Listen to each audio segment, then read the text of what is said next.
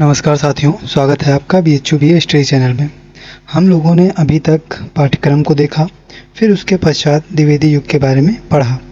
अब हम लोग जो आपका पहला पेपर है आधुनिक काव्य प्रथम, जिसका कोड है BAH 211, उसमें जो आपके पहले कवि हैं वे हैं मैथिली शरण गुप्त जी।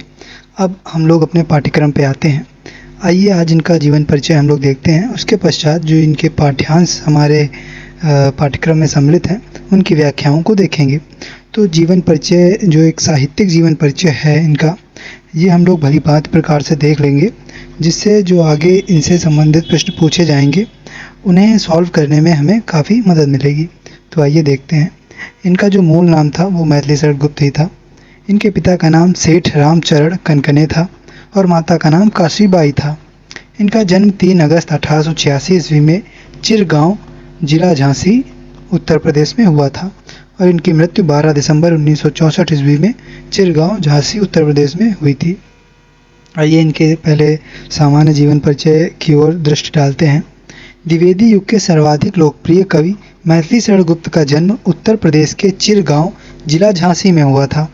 रोचक किस्सा है कि उनके बचपन का नाम मिथिलाधिप नंदन शरण था, लेकिन विद्यालय के रजिस्टर में इतना बड़ा नाम अट नहीं रहा था तो इसे मैथिली शरण कर दिया गया।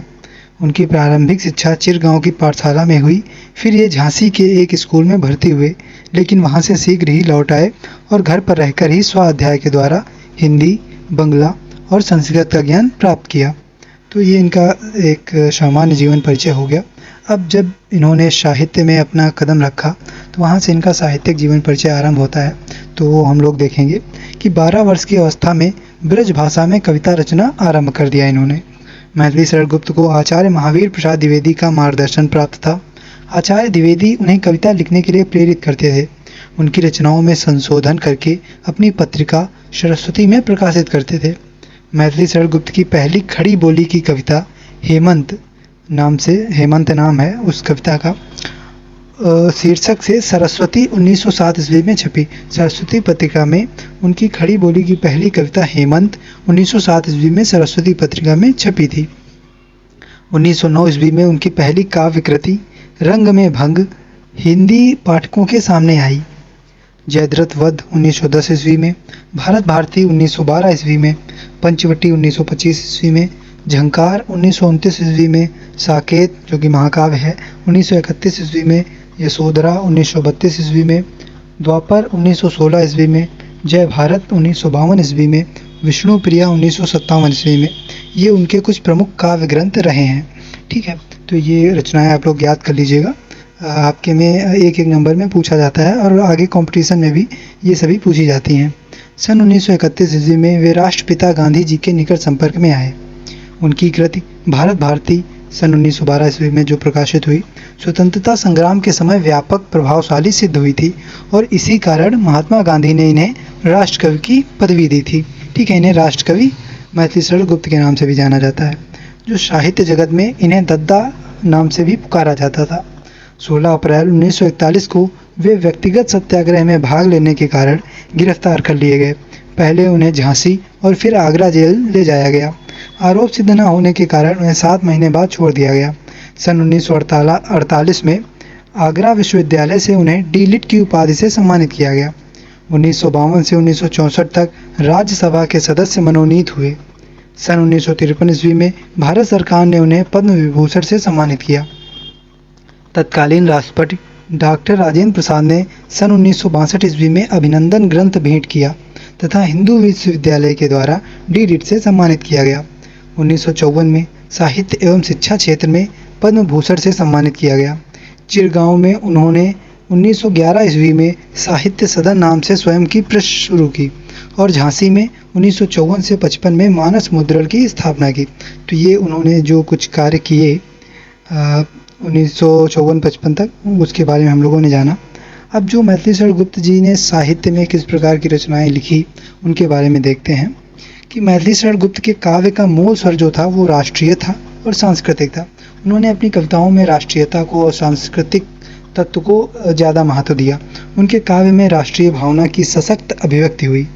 राष्ट्रीय भावनाओं की अभिव्यक्ति का एक रूप मातृभूमि प्रेम है। इसके अंतर्गत वंदना, स्तुति, अर्चना, आराधना की भावना से संबंधित गीत और कविताएं आती हैं। राष्ट्रीय भावना की अभिव्यक्ति का दूसरा रूप उनके यहाँ अतीत के गौरवगान और वर्तमान के प्रति क्षोभ में व्यक्त हुआ है। तो जो उनका मातृभूमि के प्रति प्रेम था, उन्होंने अपनी कविताओं में दो प्रकार से अभिव्यक्त किया है। जो उनकी राष्ट्रीय भावनाओं की अभिव्यक्ति थी, वो अपनी कविताओं में उन्होंने दो माध्यम से व्यक्त किया है।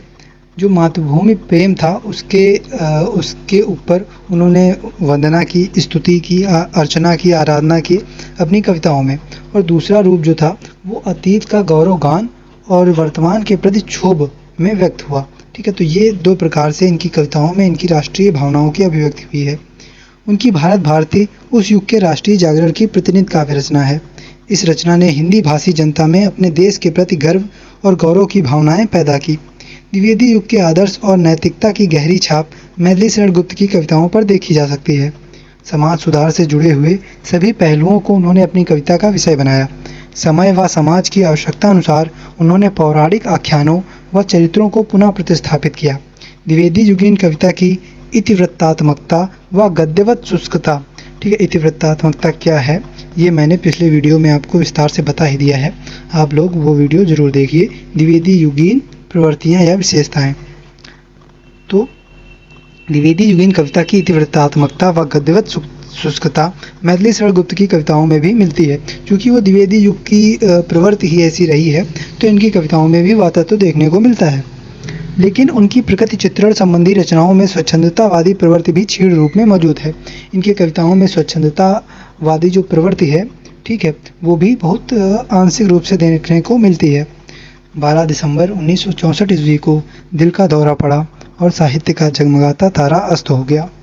उनकी जयंती 3 अगस्त को हर वर्ष कवि दिवस के रूप में मनाई जाती है। तो ये मैथिली शरण गुप्त जी के बारे में इनके जीवन परिचय और इनकी साहित्यिक गतिविधियों को हम लोगों ने देखा। तो ये आपका मैथिली शरण जी का सामान्य परिचय हम लोग जान लिए हैं। अब इनका जो काव्य है, अब जो हमारे प्रीवियस ईयर क्वेश्चन पेपर में जो काव्य प्रश्न पूछे गए हैं, व्याख्याएं पूछी गई हैं, उनको हम लोग देखेंगे, और फिर जो इनसे संबंधित जो 10 नंबर के प्रश्न पूछे जाते हैं उनको भी हम लोग सॉल्व करेंगे। धन्यवाद।